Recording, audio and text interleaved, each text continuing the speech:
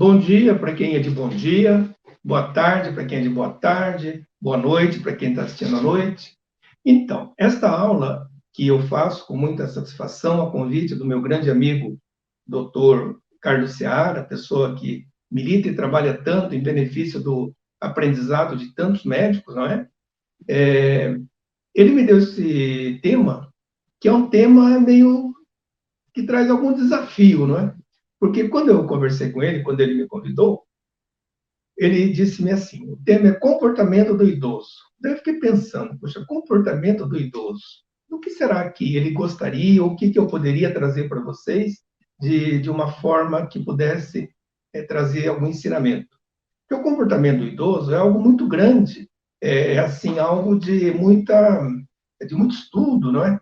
E não é uma coisa específica. Daí eu fiquei pensando, será que o comportamento do idoso em relação a questão da pandemia que nós estamos passando, esse comportamento que mudou tanto, deste novo normal, não é? Em que os idosos praticamente não saem mais de casa, ficam fechados, ficam muitos depressivos, com tantos problemas, não é? Vontade de sair, principalmente aquele idoso que nós consideramos idoso jovem, que tem muito ainda para fazer, para andar, para viajar. De repente, esse idoso ficou restrito à questão, por exemplo, caseira, não vendo netos, não compartilhando momentos felizes com a família. Então, isso tudo trouxe-lhes, com certeza, algum problema de ordem emocional. Então, esse comportamento e essa situação que nós passamos no momento dessa bendita pandemia, enquanto isso não for finalizado, e nós não temos um prazo para isso, até que as vacinas sejam realmente consolidadas, avaliadas e realmente sendo eficazes, nós teremos que aceitar esse comportamento caseiro, digamos assim, por um tempo indeterminado. A nossa vontade é que isso acabe logo, mas não depende de nós, não é? Depende realmente desse momento que nós passamos, que mexeu com certeza com todos nós. Até os mais jovens, preocupados como estão por esse novo surto, e que nós temos que pensar bem no que temos que fazer. Então, esse primeiro preâmbulo que nós estamos falando é do comportamento do idoso em relação a essa pandemia, é algo que nós temos que procurar tratá-los realmente de uma forma muito condescendente, tratando desses problemas emocionais que não são poucos, e a esperança de que esse momento vai passar o mais breve possível. Mas, sem falar em pandemia, como que nós podemos falar nesse comportamento do idoso? Eu fiquei pensando de uma forma de fazer algo assim que pudesse realmente nos satisfazer a todos. Daí eu resolvi fazer o seguinte: eu resolvi fazer, pegando 3 tópicos. Próximo, por favor. Esses tópicos, para fazer esse preâmbulo de novo, eu preciso citar algumas coisas para vocês. Só para vocês terem uma ideia, no mundo todo, a população idosa, e nós temos que considerar que na lei brasileira, o idoso é a partir de 60 anos, enquanto no mundo todo, esse número de idosos, vamos dizer assim, quase dobra de 2015 para 2050, não chega a ser um dobro da população, vamos dizer assim, vai passar de 12 e alguma coisa para 21 e alguma coisa. No Brasil, a população de idosos vai praticamente triplicar. Então, entendam bem, que enquanto no mundo não chega a dobrar, no Brasil praticamente triplica. E esse contingente, digamos assim, de idosos, são idosos que estão aí chegando com necessidades as mais variadas possíveis para que possam realmente ter uma boa qualidade de vida. Então, só para vocês terem uma ideia, em 2030, nós teremos um número de idosos vai superar o número de crianças e adolescentes. Isso é uma situação assim que nos preocupa, porque infelizmente o nosso país ainda não está totalmente preparado para essa avalanche de idosos que estão chegando, que nós já temos hoje na população e vai aumentar muito mais. E pela prevalência de doenças crônicas, que virá de dependências, uma série de situações que nós temos que nos adaptar rapidamente. Só para dar um exemplo para vocês, países, por exemplo, como a França A França levou mais de 130 anos para envelhecer. Ela foi envelhecendo gradativamente. E, com isso, a sociedade, o governo, né, foram se adaptando a essa situação nova. No Brasil, em 30 anos, envelheceu. Quer dizer, de repente, nós deixamos de ser um país de jovens para sermos um país de idosos. Então, quer dizer, e nós não estamos, quer nós médicos, toda a área da saúde, digamos assim, área estatal, área privada, seja o que for, tem que correr atrás para se adaptar a esse novo momento. Então, isso vai trazendo uma série de situações que, com certeza, vai levando ao nosso tema da aula de hoje, que é a questão, por exemplo, do comportamento do idoso. Próximo, por favor. Então, eu resolvi fazer 3 tópicos, até para não ficar tão maçante, e com esses 3 tópicos eu vou tentar abranger o máximo possível na questão do comportamento do idoso. Então, nós vamos ver, em primeiro lugar, o comportamento em relação às mudanças que acontecem na terceira idade, o comportamento em relação às necessidades básicas e o comportamento em relação às leis protetivas. Por que eu trouxe esse terceiro tópico? Porque nós, médicos, de uma forma geral, nós não entendemos nada de leis. Se é uma coisa que o médico tem um certo receio, não vou dizer medo, é de advogado, é de leis, porque isso não faz parte do nosso dia a dia, não é? Então, eu vou dar algum esclarecimento para que vocês possam sair daqui com algum aprendizado maior. Próximo. Então, o nosso primeiro tópico será o comportamento em relação às mudanças na terceira idade. Então, próximo. O que é importante é que nós entendamos o seguinte, que o idoso, ele é um perdedor e um sobrevivente. Vejam que situação meio paradoxal. Ele é um perdedor porque, ao longo da vida, foi perdendo pai, mãe, irmãos, emprego, dinheiro, ou seja, cada um perde a sua maneira. Mas, por outro lado, ele é um sobrevivente, porque ele foi sobrevivendo a essas pessoas que se foram. Então, quer dizer, ele foi perdendo ao longo da vida, mas, por outro lado, ele também foi sobrevivendo a todos esses. E isso leva a ele, com certeza, a algumas mudanças no seu comportamento. Próximo, por favor. Então, quais são as mudanças mais comuns na terceira idade, né, em relação ao comportamento do idoso? Próximo. Então, nós temos que entender que o idoso ele tem muito mais doenças e necessita muito mais medicamentos. Só para ter uma ideia, aos 60 anos, essa pessoa vai ter, no potencial, vamos dizer assim, de uma forma potencial, ele pode ter até 6 doenças. Não que ele vai ter as 6 doenças, mas ele pode estar capacitado, vamos dizer assim, negativamente, não é? Para ter 6 doenças, sejam elas osteoartrite, osteoporose, algum problema intestinal, problema cardíaco, problema de diabetes, seja lá o que for. Então, aos 60 anos, ele tem 6 doenças em potencial, aos 70, 7 doenças em potencial. Isso é hipotético, digamos assim, mas é uma maneira da gente entender melhor o envelhecimento. E com isso, logicamente, vai trazendo um número maior de medicamentos a serem tomados. Eu, como geriatra, sou muitas vezes o administrador, o gerente, digamos, da medicação dos idosos. Eu já recebi muitos pacientes aqui tomando até 30 substâncias diferentes. Porque vai num médico e ele fala, tem que tomar o meu medicamento. Vai no outro, eu quero que tome o meu. Só que médicos individualizados, no melhor das suas boas intenções, eles querem dar o seu, sem se preocupar muitas vezes com a interação que aquele medicamento tem com o outro. Isso, para nós na geriatria ou na farmacologia do idoso, é muito importante. Por quê? Porque tem medicamentos que vão trazer um malefício se for tomado com outro.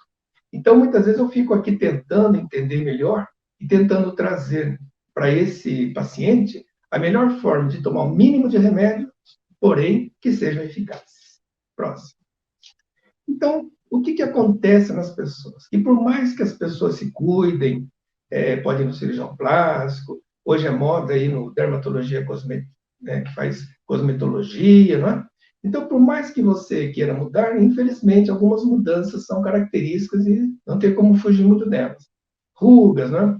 A pele já não fica com tanto brilho, uma pele mais ressecada, o músculo já não tem aquela força da juventude, agilidade, movimentos, atrofia muscular, quer dizer, cabelos brancos, perda de cabelos, tem, vamos dizer assim, já não tem a visão, a audição perfeita, tem uma série de situações, vamos dizer assim, de ordem cardiológica, circulatória, digestórias, quer dizer, alterações de memórias. Então, é um número muito grande de mudanças que vão acontecendo ao longo da vida. Isso tem como, digamos assim, ser evitado? O envelhecimento não tem.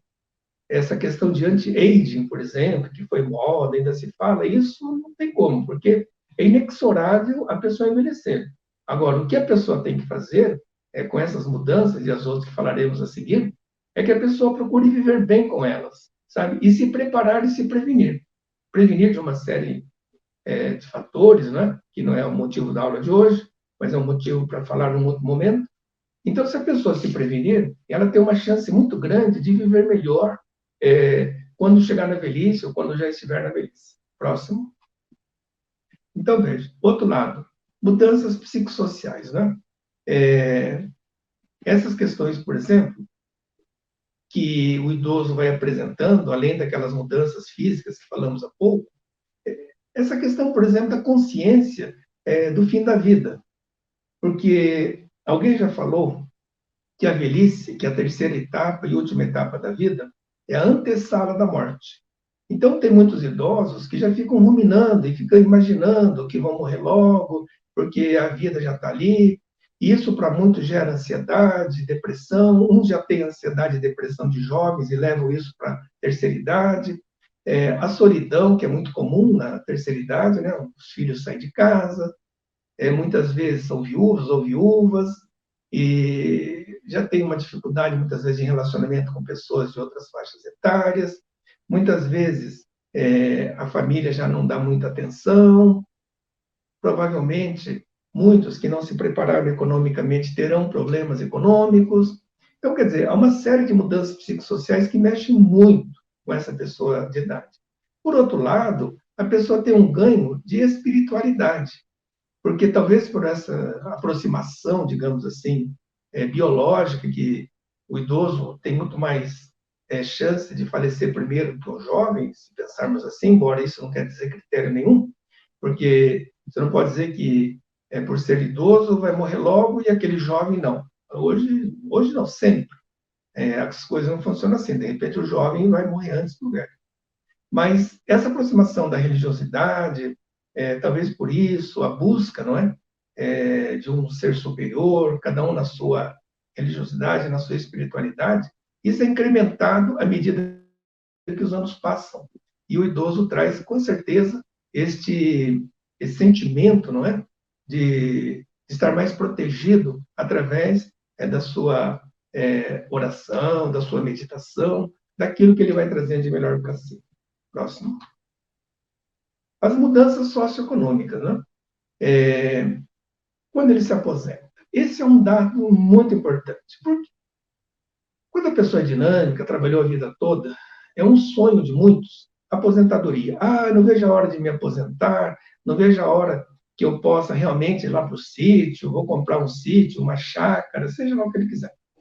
Então, acontece que muitas vezes esse sonho da aposentadoria torna-se um pesadelo, porque ele, no afã de ter, vamos dizer assim, aquela tranquilidade, muitas vezes é uma tranquilidade até demais, porque daí entra numa ociosidade, já entra assim numa fase em que vai se perdendo, né? Perde a identidade profissional. Antes ele era o Zé Mecânico, era o João que trabalhava numa certa empresa, ele tinha uma referência profissional. Agora ele é um aposentado, ele entra para a massa dos aposentados. A questão econômica, não é? Nós sabemos que a aposentadoria, por mais que a pessoa contribua, não é um valor tão grande assim. A pessoa contribui ao longo da vida por tantas faixas salariais, vai se aposentar muito menos do que pagou.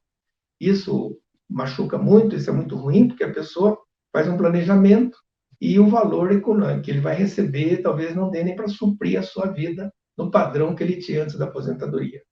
Essa questão, por exemplo, desse recolhimento, dessa aposentadoria, você sair do teu meio de trabalho, você começa a ter um declínio social. Por exemplo, vamos supor nós médicos. A gente trabalha no hospital, você tem uma série de amigos, colegas, tem confraternização, tem isso, tem aquilo. Você se aposenta e fala, não quero mais trabalhar. Isso vale para o médico que trabalha no hospital, para a pessoa que trabalha numa empresa, para um funcionário público, não importa o lugar. Quando você se retira do teu meio de trabalho, você vai perdendo também essa questão da sua sociabilidade, quer dizer, raramente vão lembrar de você, porque você já não faz parte daquele meio, você começa a ficar isolado, começa a não ter mais participação na vida social. Então, quer dizer, esse declínio, para muitos que estavam acostumados a isso, é muito ruim, sabe? Faz, vamos dizer assim, algo que traz uma série de problemas, inclusive cognitivos. Porque nós sabemos muito bem que uma das formas de você manter a sua cognição, principalmente a memória ativa, perfeita, é justamente quando você tem interações pessoais. Essas interações pessoais, elas têm, assim, vamos dizer, um valor muito grande. Porque quando você conversa com outras pessoas, você conversa de coisas que se passaram, você fala da atualidade, você faz planos para o futuro. Então, você viaja nos três tempos. Então, essa interação pessoal é muito importante. Quando você se aposenta, quando você deixa, o teu comportamento muda. Porque daí você muitas vezes se isola. Aí as pessoas já não lhe chamam tanto, você já perdeu sua referência. Então, isso traz problemas muito sérios. Então, muito cuidado com essa questão de aposentadoria, esse comportamento em relação a essa questão. Nós orientamos sempre que a pessoa procure, sabendo que vai se aposentar, ter algo paralelo, um trabalho, uma questão filantrópica, uma ajuda na comunidade, algum trabalho que lhe traga satisfações e que faça com que ele mantenha ainda essa sociabilidade e essas interações pessoais. Próximo, por favor. E as mudanças funcionais. Há um dado da Fundação Oswaldo Cruz que diz que em cada 3 idosos brasileiros, em cada 3 tem algum tipo de limitação funcional.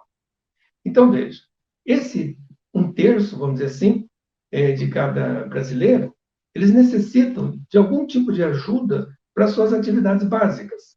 O que ele tem que fazer, o que ele tem que andar, fazer isso ou fazer aquilo. Porque as mudanças são grandes. Então, quer dizer, e essa necessidade é muito importante que sejam supridas. E na grande maioria, quem faz isso, vamos dizer assim, é o próprio familiar. É o familiar desse idoso que faz com que ele sinta-se um pouco mais aconchegado, cuidado, não é? Então, vocês imaginem que de 1/3 dos brasileiros, isso é um dado correto da Fundação Oswaldo Cruz, e isso realmente traz uma preocupação, que nós temos que saber realmente como lidar com isso. Então, basicamente, esse primeiro tópico que nós queremos dizer sobre isso, sobre essas questões, vamos dizer assim, desse comportamento em relação às mudanças físicas e psicológicas do idoso. Próximo. Então, o próximo, por favor. O comportamento, então, em relação às necessidades básicas. Como nós dissemos há pouco, então, 1/3 dos brasileiros necessita de algum tipo de ajuda, não é? Nessas necessidades de atividades de vida diária. Então, como isso é feito, como isso realmente pode ser concretizado? Como foi dito lá, a grande maioria é feito por familiar. Mas aquela família que tem um padrão maior, essa família realmente necessita ou tem alguém que tenha que cuidar. Próximo, por favor. Então, quem cuida do idoso com limitação funcional? É um acompanhante, é um cuidador ou enfermeiro? Como nós vimos, 80% é o próprio familiar, por uma questão econômica, porque para você ter realmente quem cuida e pagar, muitas vezes é um valor alto, como nós vou explicar alguma coisa daqui a pouquinho. Então, esse cuidado com esse idoso com limitação funcional, a família tem isso, mas muitas vezes o familiar não tem condições, por várias razões, tempo, disposição, ou não tem familiar, né? Às vezes é o idoso solitário, tem tudo isso. Então, eu queria trazer para vocês aqui uma situação próxima, por favor, para que vocês entendam qual que é a diferença entre o acompanhante, o cuidador e o enfermeiro do idoso. Como que a gente pode qualificar isso? Porque para todos nós é o cuidador. Então, quem faz, vamos dizer assim, esse papel, quem fica com o idoso, como as coisas se funcionam e qual é o comportamento do idoso em relação a isso. Como eu disse-lhes, essa questão, por exemplo, ela é muito mais atinente à família do que realmente ao estranho. Porque, como eu disse-lhes, é caro manter um acompanhante, um cuidador ou um enfermeiro. Então, esse familiar, ele faz todos esses papéis. Mas eu gostaria de trazer isso para individualizar um pouquinho cada papel desses, para que a gente caracterize bem qual que é a função de cada uma dessas profissões, digamos assim, próximo. Então, o acompanhante, né? O acompanhante e o cuidador têm funções muito parecidas. Só que o acompanhante, ele normalmente, ele acompanha o idoso saudável.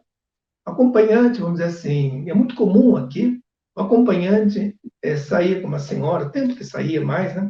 Para ir no teatro, para ir no cinema, para ir numa reunião familiar, fica assim meio como motorista, como acompanhante. Normalmente o acompanhante acompanha, ele não tem as funções do cuidador, que são um pouco mais complexas, né?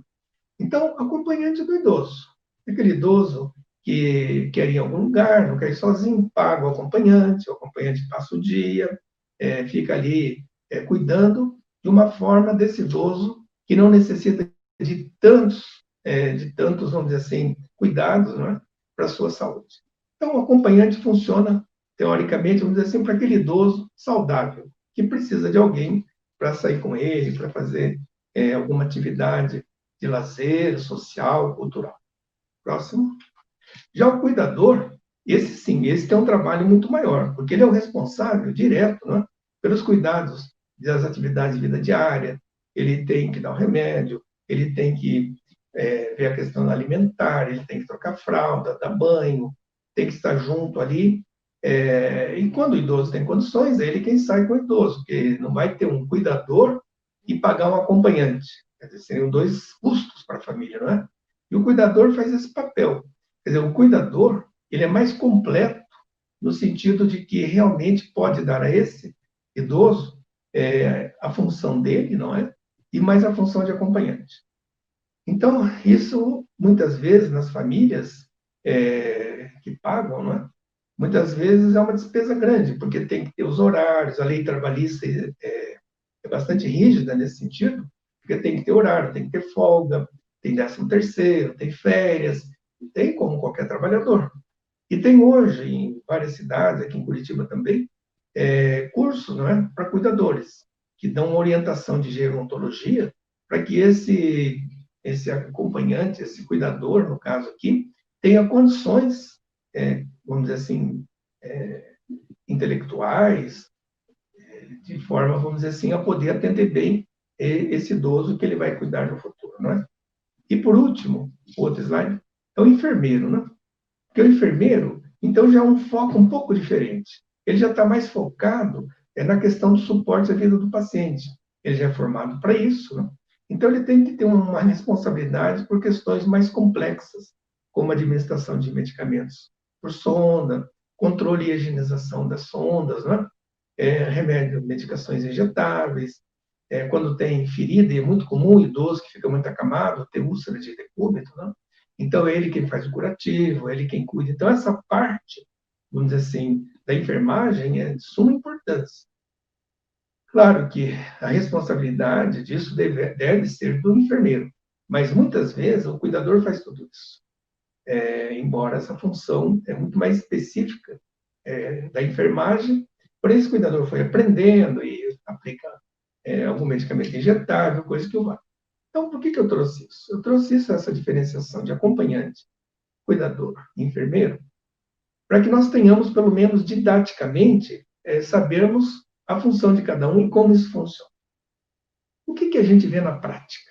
O que a gente vê na prática em relação a tudo isso? Primeiro, a questão do comportamento do idoso, que é o nosso tema. Existem muitos idosos que não aceitam pessoas estranhas em casa. Tem muitos idosos que não têm, assim, vamos dizer, essa aceitação de que é um ser estranho e ele não aceita que dê banho, não aceita que faça as coisas. Vem outra situação, a questão do pudor. Essas pessoas mais idosas, ou qualquer pessoa, tem o seu pudor natural. Quem vai dar banho nessa idosa ou nesse idoso é um estranho. Quer dizer, e ele sente-se muito mal com isso, né? Ele sente-se um pouco constrangido e às vezes não aceita mesmo. Isso sobrecarrega muito, muito o familiar. E aí eu quero fazer um adendo, que é o seguinte: pela experiência de vida que eu tenho, de alguns anos de estrada aí, eu vejo, como nós falávamos lá no slide anterior, que 80% quem cuida são familiares. E desses familiares, normalmente, quem cuida é uma filha. Essa filha é a filha solteira, casada ou separada. Porque normalmente os irmãos caem fora. Sobra realmente para uma pessoa, essa pessoa da família, que é a filha, assume todas as responsabilidades financeiras, de cuidados, e os irmãos nem ligam para saber se o pai ou a mãe está melhor. Medo de que vai ser chamado para ficar um fim de semana para cuidar do pai ou da mãe, para essa irmã poder descansar, poder ter um lazer, nem aparece. Então, quer dizer, isso é muito triste, porque a família, como nós veremos daqui a pouco, é algo muito importante, e o cuidado com o idoso é de todos, não é só de uma filha. Então, isso é muito comum e a gente vê muito no nosso dia a dia. Próximo. Então, e disso tudo, quais são as doenças com maior necessidade de cuidadores, enfermeiros, que são assim mais chamativas? Em primeiro lugar, as demências, com certeza, né? Porque a demência ainda na fase leve, esse demenciado ainda tem lá um pequeno grau de cognição. Quando ele passa da fase leve para moderada e para grave, aí então ele necessita de cuidados 24 horas por dia. Aí sejam familiares, sejam cuidadores, tem que estar presentes ali, porque ele pode sair, pode pular a janela, sabe o que vai acontecer. Então, cuidado 24 horas por dia. A doença de Parkinson é outra, não é? Porque, principalmente pela rigidez que traz essa doença, pela lentificação dos movimentos, não é? E pelo tremor, quer dizer, se ele está tremendo, como ele vai poder se alimentar direito? Se ele tem essa bradicinesia, que para caminhar há um risco muito grande que a fase final, vamos dizer assim, do tremor, da bradicinesia, e dessa questão, por exemplo, da lentificação de tudo que tem, da rigidez, vai levar à instabilidade postural. Ele pode cair a qualquer momento, como se fosse um bloco e pendeu para um lado cai. Então precisa de estar atento a esses movimentos, né? Perda visual e auditiva, imagina, a pessoa não enxerga, não escuta, vai ter que ter alguém ali por perto para orientar. E é muito comum sequelas, né? Principalmente de acidente vascular encefálico ou algum outro problema cardiológico, em que a pessoa, muitas vezes, por esse AVC, esse AVE, ele acaba tendo algum problema de paraparesia, um membro, dois membros, ou não movimento direito. Então, quer dizer, dificuldade de locomoção, isso precisa dessa atenção imediata e constante. Doenças renais e cardiovasculares, e as renais aí, por exemplo, insuficiente renal, que precisa ser acompanhado, levado até fazer hemodiálise, seja o que for, precisa dessa atenção na alimentação, na hidratação, com certeza. E doenças osteometabólicas, né? Osteoporose, pelo risco de fratura iminente que tem osteoporose, osteoartrite pelas deformidades, talvez uso de órteses, coisas assim, artrite reumatoide pelas deformidades. Então, isso são alguns exemplos, né? Não quer dizer que sejam só essas, tem muitas outras. Mas essas talvez sejam líderes na atenção do cuidado ao idoso. Próximo. Bom, e por último, então, esse tema que eu estou trazendo agora, não vou dizer que seja em primeira mão, mas é algo que nós médicos, dá licença, é algo que nós médicos temos que ter noção. Porque nós realmente não sabemos nada de leis, com exceções, claro, né? Tem médicos, advogados médicos, está tudo bem. Mas o grosso do número de médicos não tem um grande conhecimento assim a respeito das leis. E como que age com o idoso, o que se faz, o que não faz. Então, eu trouxe aqui isso também não vou esgotar o assunto aqui, mas pelo menos que vocês entendam quais são as leis que nós temos que entender até quando vocês estiverem atendendo algum idoso, ou verem, assistirem, atenderem alguma injustiça, alguma coisa, para que vocês saibam de que forma vocês podem agir, orientar a família, orientar alguém que vai cuidar desse idoso, o que pode ser feito, não é? Então, próximo.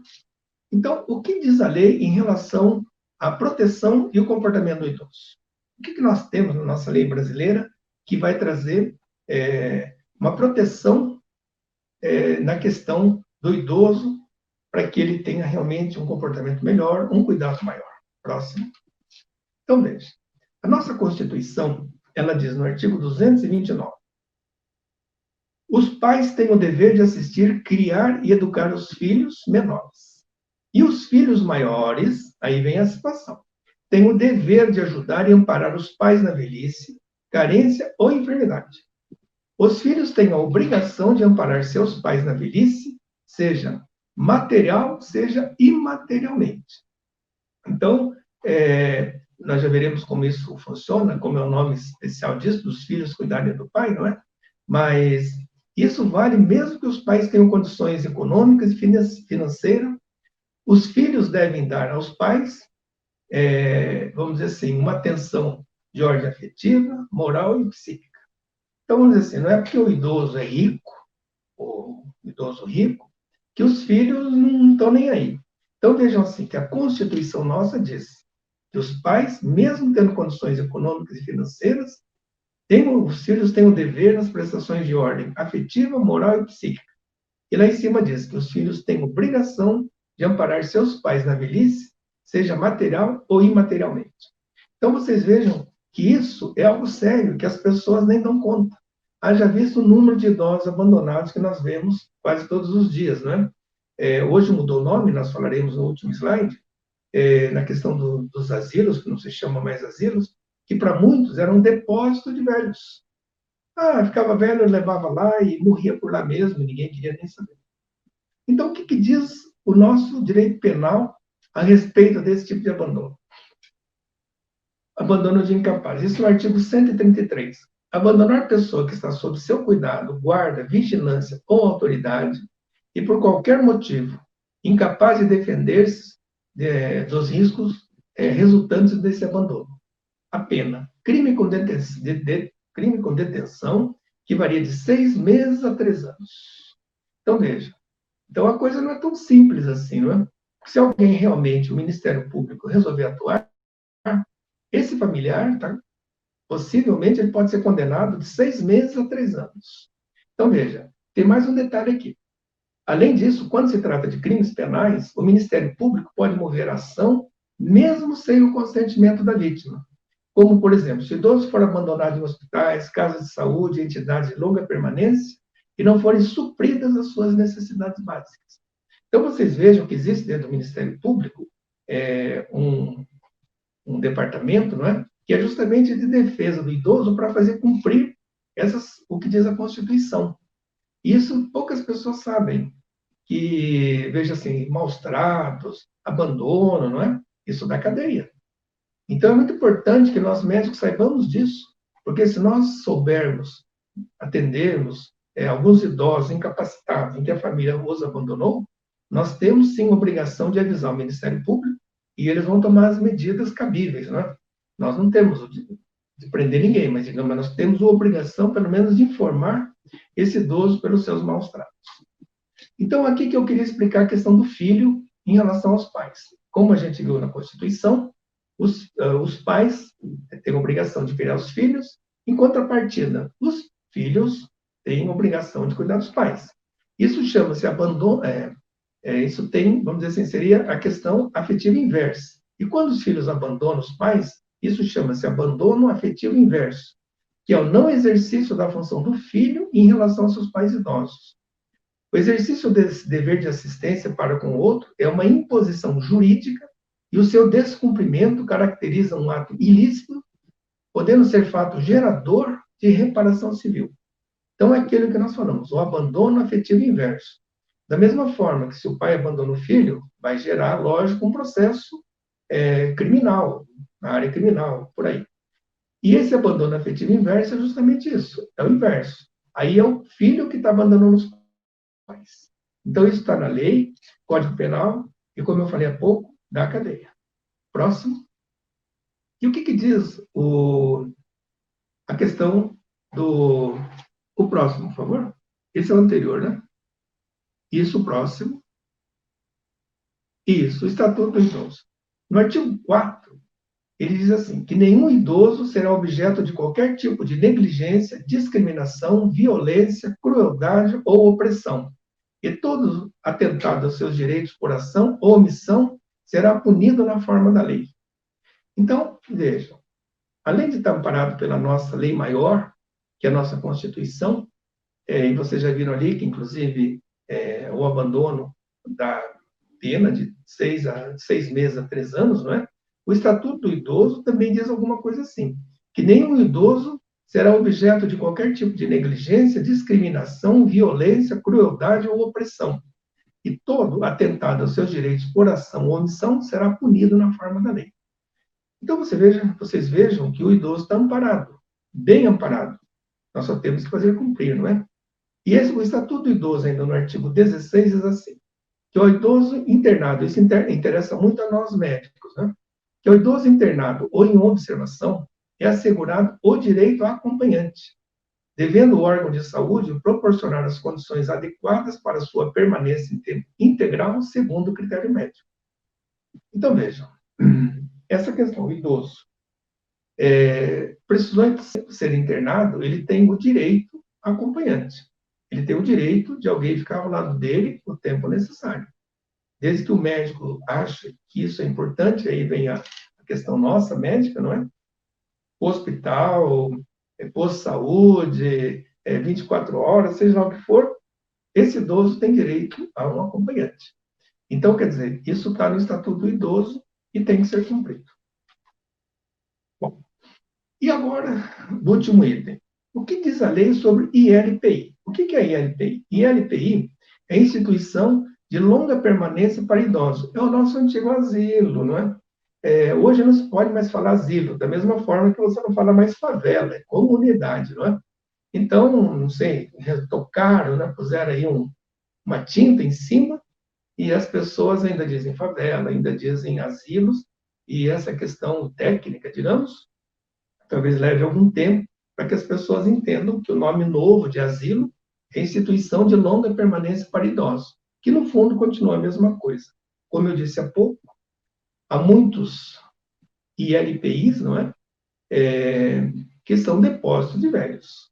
A família vai, deixa e engana muitas vezes o velho, a velha, e fala: não, pai, mãe, sogro, seja o que for, eu vou deixar aí você por uns tempos, porque daí você fica aqui e eu vou fazer um puxadinho lá em casa para você morar lá com a gente, sabe?